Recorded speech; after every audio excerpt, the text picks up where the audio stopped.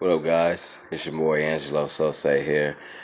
I'm known for my marijuana growing channel, which that's cool, but I'm also starting today. I'm starting off with a grow channel for my tropical fish tank. Now, it's something I recently just started, and I always wanted to do something like this. So I'm experiencing a lot of joy, and so far, I'm experiencing a lot of success. I want to say not too many fish have died on my watch, so that's always a good thing to say. I recently just updated and I got some new equipment. The starters, this is a 10-gallon tank, and this is one of my plant lights for my weed growing farm that I have in my closet over there. But for right now, I'll just leave that as a light just for the fish and for the plants. It's more for me so I can better see everything that's going on. Back to the equipment, I have a heater I recently just got. Again, most of these fish are tropical, well, all of them are tropical fish, and they survive and they do better between temperatures of 73 to about 80 Fahrenheit. So with that being said, I couldn't being I'm keeping an open top tank, it was harder for me to adjust and keep the water temperature at a consistent temperature. So I definitely needed one of those, especially if you're looking into spawning fish, breeding fish, or just keeping your fish overall healthy and happy. You definitely need a water heater. I have a small filter here. The filter is combined with the bubble system at the bottom. The filter is doing a good job. I put a couple of pothos plants in there. If you know, pothos plants are really hard to kill, and when you put them in a fish tank and in fish water, keep them there for about a week, and they start to grow their own roots, and then you can leave them floating at the top, and the root system will work its way down to the bottom, and become a part of the landscape for the aquascapers. Um, so yeah, that's pretty much it. I also have a light down there. Those lights typically change color. Also, it has a bubble maker included. I don't know why some of the bubbles are out. I just got it actually, and I just recently just put the tank together. So all the equipment I'm showing you, like this bubble maker in the back and the hose and everything, it's all relatively new, with the exception of the tank itself. I got it off of eBay from a seller. I got it for like $10. $10 for $10, can't beat that. It's an open top tank, and I wanted to keep it open top because I'm gonna have some plants and some floating plants and things like that. So now let's get into the interior of the tank. The actual plant that I have itself in there now is a Java fern. I want to look into getting into some some fern balls, and not only fern balls but Java moss, and kind of create a carpet look around the bottom of the tank. These two plants right there, that one and this one in the back, are actually, they're not real, but they were the first starter plants that I started off with, and eventually I'm graduating my way up to real plants. I'm gonna start flooding, the back with plants, and eventually replace those and put those back into a smaller tank. I originally started. Funny story how I started this whole tank is I had a Venus flytrap, and one day I was just too cheap to buy crickets.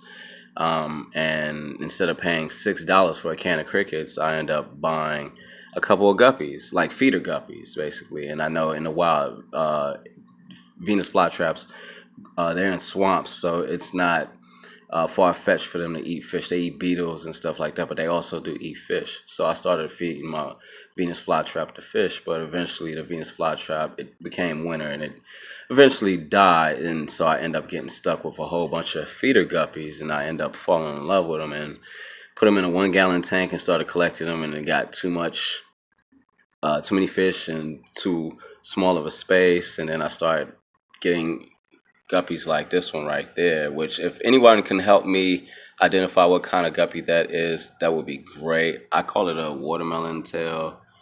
I've been doing a little research. This is definitely a female. She's definitely the queen of the tank, and she's hella pregnant. We'll get back into that later, but that's how I got the fish. I got it for a Venus flytrap. Flytrap died, the fish lived, and I needed a home for him, and I ended up falling in love with him, and I always wanted a tank, so step by step. And this is what we have here now. We have the bubble system, we have filtration, we have a heater, and we have plants. And we're going to add more plants later on. So now we also have, I believe that's an emperor snail. That snail right there, that's part of the cleaning crew. Also have another snail right there. I'm gonna go back to the pet store and identify them. So in my next video, when I upload it, I'll let you guys know exactly what kind of snail. I got them from two different stores, but I'm gonna go to the stores. I'm gonna figure out what he is. I'm gonna figure out what that guy is right there. All right. Also have two cherry. Well, I had three cherry shrimp. One ended up dying. I don't know why. The tiger barbs were messing with them. Those right there, the tiger barbs.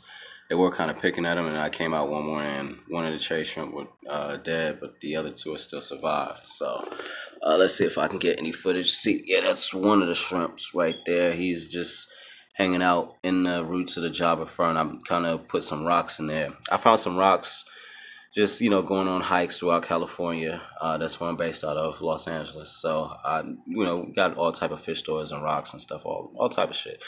But just found some rocks, get some rocks from the environment, take them home, boil them for about an hour, let them sit out, get all the toxins and things of that nature out of them, and then I put them into the tank. You don't have to really buy rocks from the fish store. You can get some from nature. But yeah, that's that's one of the shrimp right in there. Let me see if it'll focus up. Yep, he's moving around, just down there doing this little thing. I just seen the second one right in there. The tank is kind of cloudy, but the glass is kind of cloudy. But right there, there's my second shrimp. They're both cherry shrimp. They're just basically real red shrimp. Cause he's just in there doing his thing, not bothering anybody. That's how he likes it. All right, so those two members are a part of the cleaning crew. Again, the snails and the shrimp. I'm gonna get more shrimp and get more snails.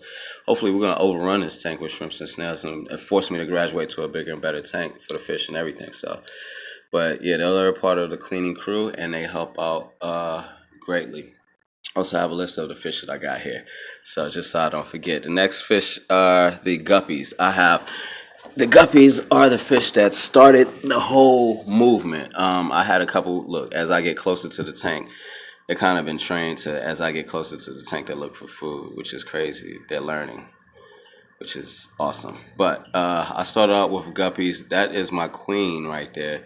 She's hella pregnant. She's ready to go. I warmed the water up for her. So now I guess she was, because the water wasn't as warm. It was really kind of cold. She was moving around real slowly or whatever the case may be, and I guess she was delaying her birth. But ever since I got the water, her appetite has shot up. Her color, or the heater, her appetite has shot up. Her color is bold, and yeah, she's just much more active, and she's gotten a lot bigger within the last few days. I recently just got that heater, so she's gotten a lot bigger. But let's get back to the guppies. I have a couple of different. They all look wild. They're all feeder guppies. The guppies that you'll go to the store to go and scoop up and feed to other larger fish. I got a couple of them, and I'm gonna use those as kind of save them. Save them from being ate up by other bigger fish. Got some guppies over there in the back. They look, like I said, they look all wild, and they're mostly all female. I had some male guppies in there, but it looks like most of the males have died.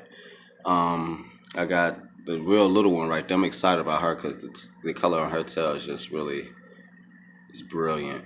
And she's like the smallest one in there, but she holds her own, man.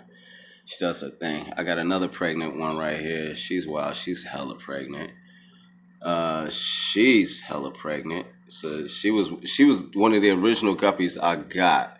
Most of the other guppies either got ate up by the Venus flytrap, or it's just no longer with us, just from trial and error. But she's the original fish that I have.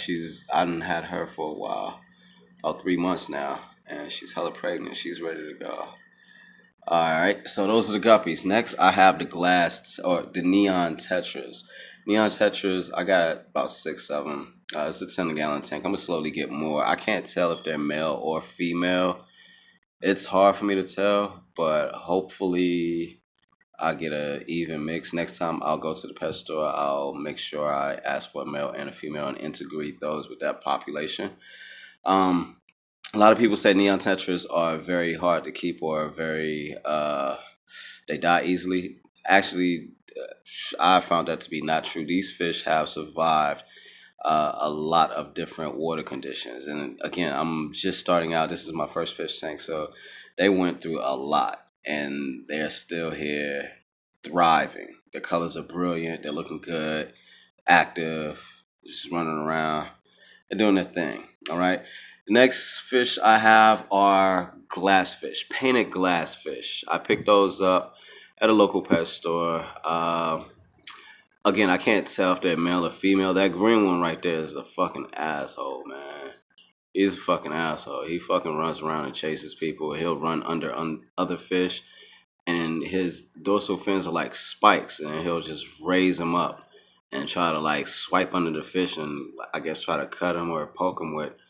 He's a fucking asshole. But the other one, the red one, he's more laid back, more chill. The green one's an asshole. He's a loner, but they chill together. But it's only two of them. Usually I see them in larger schools. I need to get more of them, but my local fish store ran out of them. So I'll eventually get some more. The last fish that I have are, I guess, right now, one of my favorite fish. They be on some gang shit. My tiger barbs, which I didn't do any research before I got them because I didn't realize they were such fin nippers. They are related to the piranha, not directly, but they are a cousin of the piranha. And if you notice the way they swim, they kind of got the gang mentality. They kind of swim like that. It's just kind of similar to piranhas. But there are definitely some of them more than others are fin nippers. These three right here are pretty decent. It's these two green ones right here that are really fin nippers. I think those are the suspects that killed one of my cherry shrimp, honestly. And it seems to be that might be the case. Yeah, there's another cherry shrimp just chilling right there, just hanging out. But yeah, the tiger barbs, they're very energetic fish. They run around, play. They're excited. I feed them a mixture of bloodworms and some micro pellets. Hopefully, when the fry come, I have the fry food ready because I had some fry before when I first got the guppies. Like the second day, I guess the guppy that I had was pregnant, and she gave fry within the first night. And the next morning, I woke up. I was like, "What the hell? I didn't buy 6 extra fish, and I had extra fish. And they ended up dying anyway. The adults end up eating them, but." Hey man, hopefully these babies that'll come out, the fry, will live. I'm just worried about the tiger barbs and this asshole glassfish right there. See how he does? He flicks his little shit out. I'm just worried about them eating up the babies. I tried to create some type of cave structures in there, not only to hold down the plants, but a hiding spot for the shrimp and for the fry. I need more floating plants. That's really what I want, so I can have more structure for the fry. But I want to keep everything natural, just like it is in nature. I don't want to. I know it's going to be kind of hard if I want to breed guppies. That's really what I want to do, but I want to keep it as natural as possible. So I want to keep it on some type of hiding spots for the fry. But I'm gonna eventually see how it goes, and if they end up picking off too many fry, then I'm gonna go ahead and separate them and take other measures if necessary. But again, I love this fish tank. It's a community fish tank, little 10-gallon. We're just starting off, and I'm getting into this hobby. So if anybody has any details, any type of tips they can give somebody who's new to the hobby, please feel free to drop them in the descriptions, and also follow me, subscribe. And also, if anybody can help me identify, that's the queen. That's my big female right there. I can't tell. I want to call her like a watermelon color because the tail is like watermelon. It's just got that color to it. But I'm not really sure. The rest of these are pretty much wild guppies. I can tell because they're feeder fish. And feeder guppies are usually wild, but this one I particularly grabbed. But where did she go? Oh yeah, there's one more fish back there. This guy right here. I don't know. He seems to be some type of pleco. I don't know. I'm gonna take him back because he's stressing all the time. All he does is swim in circles. He doesn't do anything but stress out. Tries to jump out the tank. I gotta low-key like tap on the tank for him to kind of settle down. So I don't think he's happy in there. I'm gonna take him back and see what's his big idea. But hey, if you guys can help me identify this young lady right here, she's the queen of the tank and she is very beautiful. I call her watermelon tail, but I'm not really actually sure. But if you guys can help me, let me know. All right.